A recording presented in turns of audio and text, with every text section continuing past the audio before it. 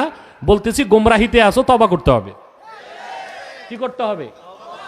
যদি তোমাদের এই বন্ধুকে মনে হয় সে এক্সট্রিমিস্ট, চরমপন্থী, আমি খোদার আল্লাহর নামে শপথ করে বলছি, তোমার বাংলাদেশে যত স্কলার আছে সব নিয়ে বসো, বাহাস লাগবে না, আব্বাসী সংলাপে বসবে।